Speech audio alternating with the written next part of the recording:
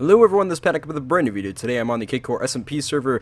Last week on the Cakecore SMP server, I made a 360-degree video. It was pretty nifty. If you'd like to check it out, you can. I essentially dumped a bunch of sand on that house over there, and it was like 5,000 blocks worth of sand. So it was pretty cool, and it was 360 degrees, the time lapse, and it was just a little bit fun. I was also really sick, so it kind of worked out. It wasn't supposed to work out that well, but it ended up working out pretty well, so I didn't have to do much commentary, and I just, I set it up, basically, and did a time-lapse. Okay, so we are here at 0, This is the beacon. It is now completely finished. Last episode, or the episode before the 360-degree video, I was working on creating a full beacon. It is now full. There's iron stacked down there. It says 0. We got a cake on top and a red beacon, and I'm getting speed 2 right now. I'm not sure what the best staple is to have down there on the beacon. I mean, everyone by now kind of has full diamond armor, so I felt like regeneration wouldn't be completely necessary, but either way, that's what we got there for now. If we look over at this map real quick, we can see something's been going on right here. That is Bombastic's arena that Owlton is being hired to make. I'm not sure if that's been talked about in one of my episodes before. I'm sure other people have been making videos about it, though. Even if they're not uploaded yet, they should be uploaded soon. But as you can see, it says PatNet in there. That was not me, actually. I believe as a prank, Daniel... There's been a lot of pranks going around. I think Daniel... what did he do? He did something. Oh, yeah. So he chopped down... It was sand flooring originally. And I think Danster just took off all the sand and replaced it with glass, saying that it was struck by lightning and stuff, and it got turned into glass. And he put PatNet there to try to frame me. We're all good now. My name is cleared. Everyone knows it wasn't me, so that's good. But the map still hasn't been updated, even though the arena has been worked on quite a bit. This map, originally I was just going to update this map whenever there's a world tour. That way we could see how much progress was done, but I figured this will save us some time anyway if we just update it before the world tour. Speaking of which, there might be a world tour coming up pretty soon here, so keep your eyes peeled. But yes, so there's a big arena over there. It's looking really nice. Owlton's been working on it a lot lately. I don't really want to look at it right now, though, because I kind of want you guys to check out their videos to see it, or you can wait for the world tour, which will definitely showcase it. Okay, so right here, some work that was done here. This is actually by me. These are some the redstone lamps with, let's see if we can see it, daylight sensors on top. Very simple. Just to make sure that the lights turn on when it turns dark. That's why I started this video dark, so we could go down this line of lanterns. As you can see, it looks pretty nice having the place lit up. I'm not entirely sure about the design yet. I just simply put some oak fences and stuff. If someone comes up with a really good design, then we can use that for sure. I just thought this was nice for now, and this way people can have a general vision as to what these lanterns should be. Also right here, this is my whirlpool shop. I've got a sea lantern, not a sea lantern, a redstone lamp here too, which didn't used to be there, and I also got some of these nice flowers.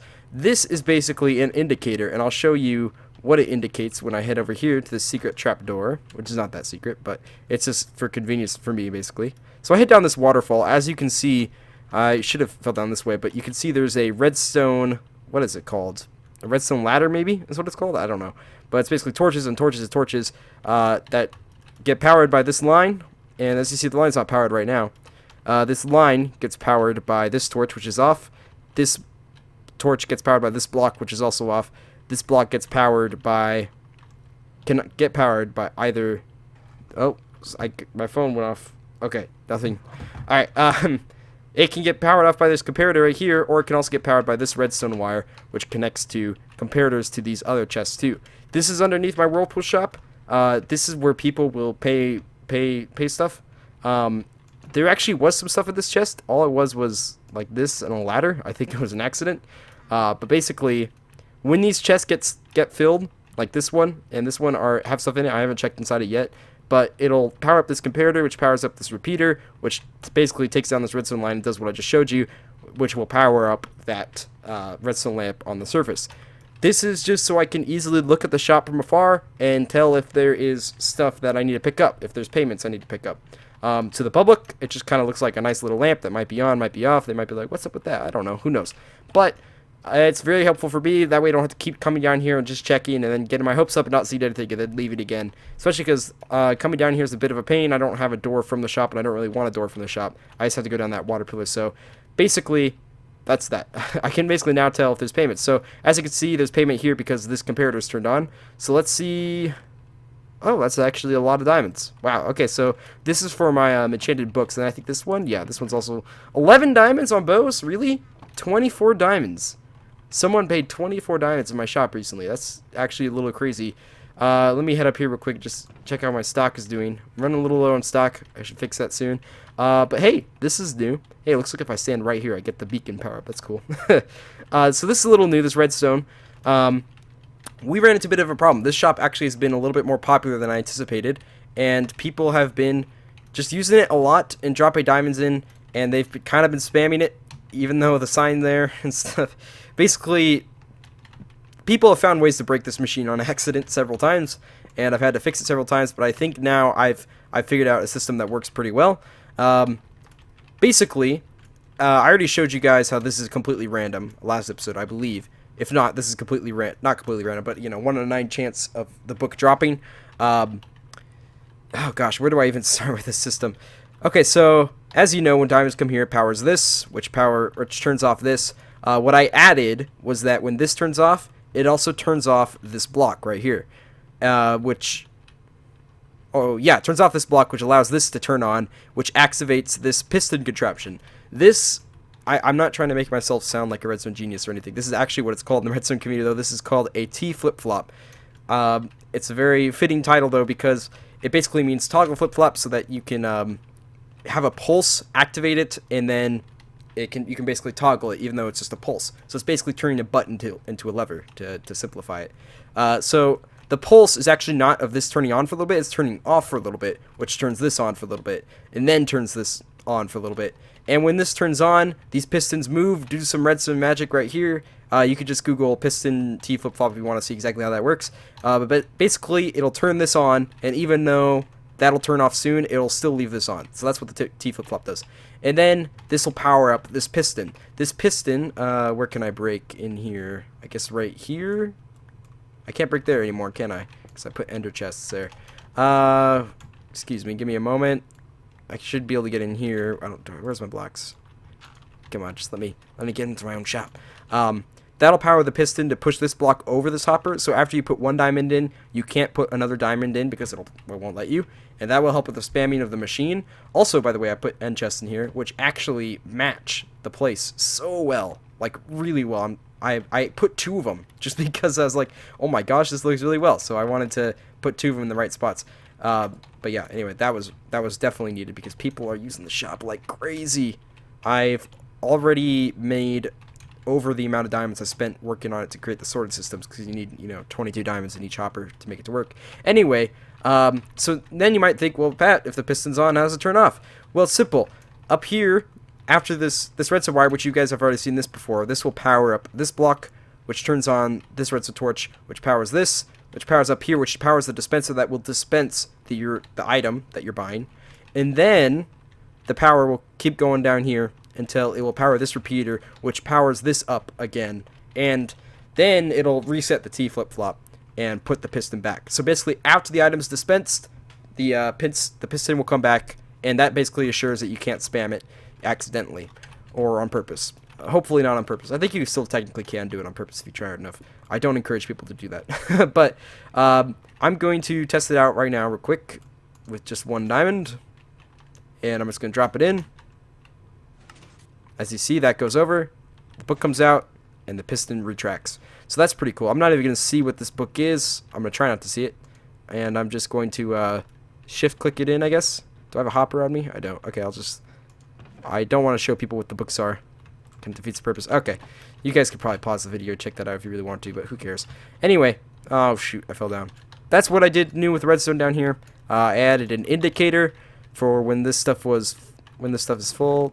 Oh, and I can take my diamond out. When this stuff is full, basically power this, which powers up a lamp up above ground. Also, this exit in general is kind of new, because now I can swim up a little bit easier, and I don't have to keep breaking in and out of my shop. I only just did so I could show you on the inside. Hang on. Get up there. Why can't I get up here? Okay, there we go. Sorry, it doesn't usually have trouble with that. So that's that. Pretty cool. Let's see, 360-degree video. You guys saw this. If you didn't, you could go watch it. I'm trying to think. That's about the most I've done as of right now. I'm actually going to do more during this episode. Usually I'm just showcasing stuff, but this time I'm actually going to do more stuff during the time of recording, and I'll get back to you when that appears. So, see you. Alright, I realize there actually is more I needed to show off. Truth be told, the last couple of videos have been a little bit of backlogging, and I got sick, and I went on vacation, and Bombastic will not stop messaging me. 1 second, let me go on Do Not Disturb for just a second. Okay, but basically, there's a jungle tree here. This is not for... Woo! Sorry about that, frames. Okay, hopefully that clears up in a second. I might be running a little bit low on storage, but basically, I've got this jungle tree here. That's because I went out and I found a jungle. It took forever, and it was in the process of trying to get the adventuring time, discover all biomes. Honestly, I think I'm just not going to do it though. I kind of give up on it.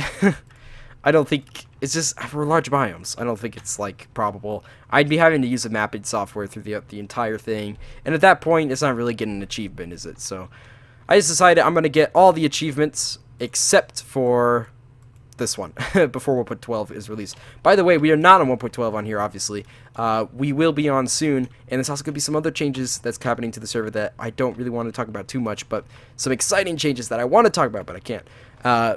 Oh, wow. Okay, we're going to have to stop it there. Actually, no. We're going to power through it. One more thing. Basically, yeah, growing some cocoa beans so that I can give people in my dye shop, because it's not really much of a shop if you just pay whatever you want. But basically, that's what I got from the jungle. Cool.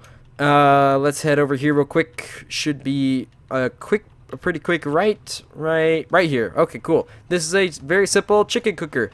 This design was by, what's his name? I think it was just another one by Rabbitsmore. He seems to help out a lot in this series, so I'll put it on screen, as always. Check out Rabbitsmore if you want to see this design. Ooh, it just went off.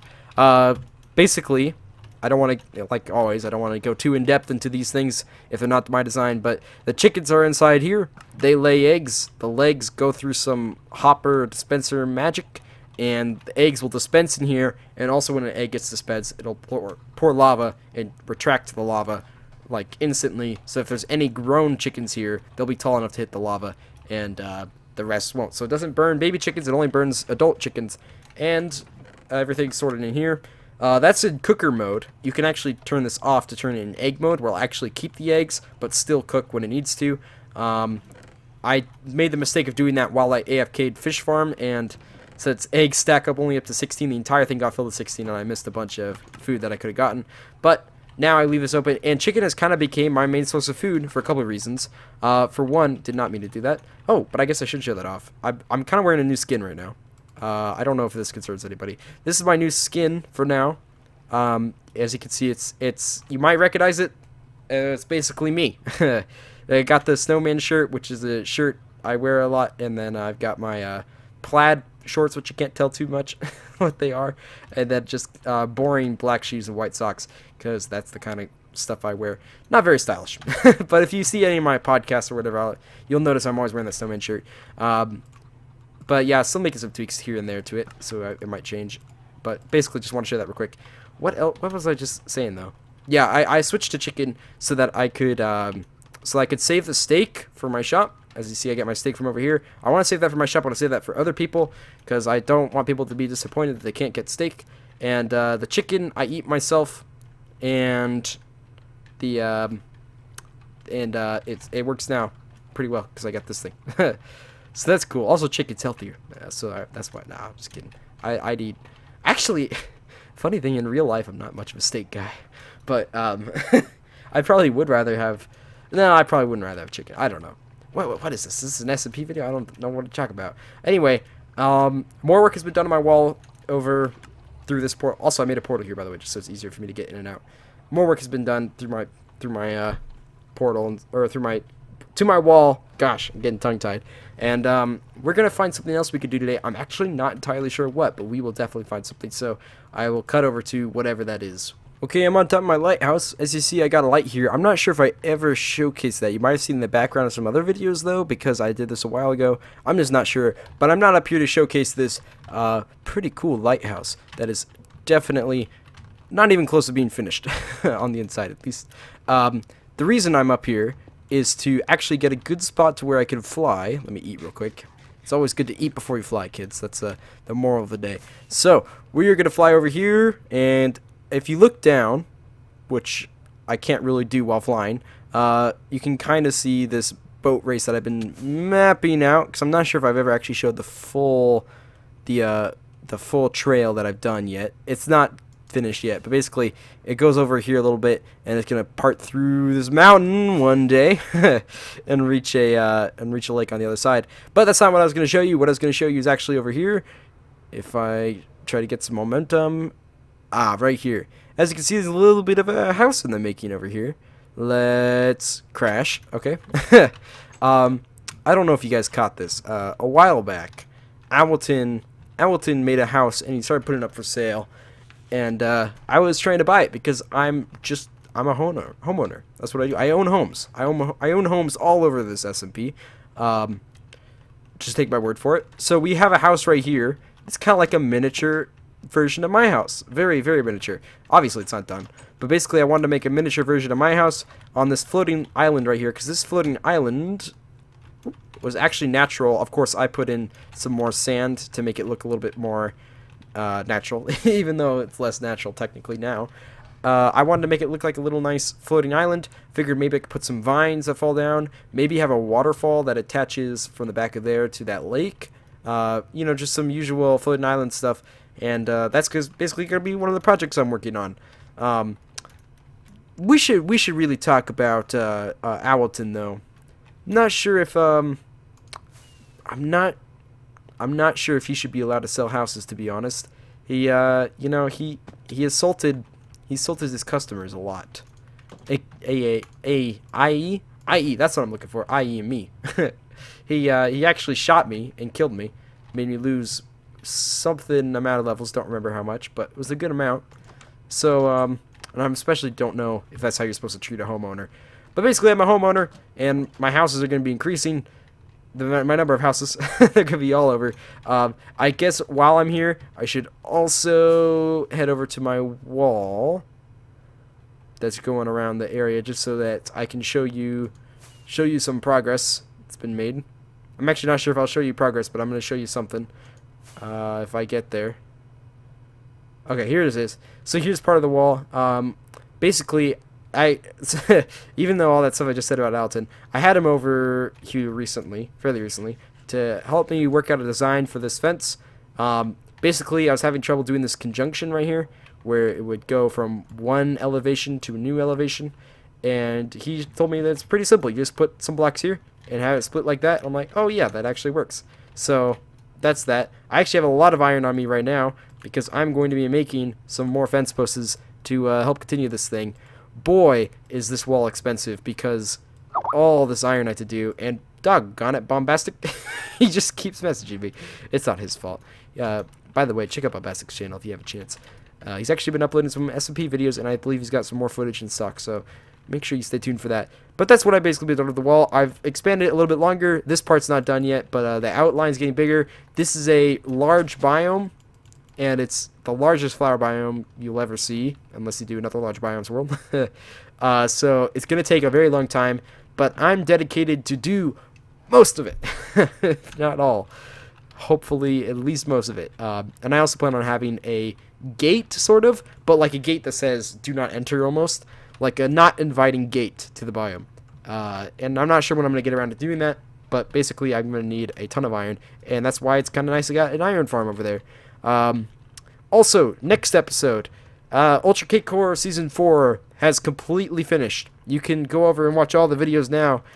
Link to my perspective will be at the end cards, so make sure you check that out. Also, as always when Ultra Hardcore comes out, I'm going to be making I'm going to be adding the graves to the graveyard way over there. I think it's more like that way, actually. I'm going to be adding graves for Ultra Cakecore Season 4. Next episode, we are going to be going over it.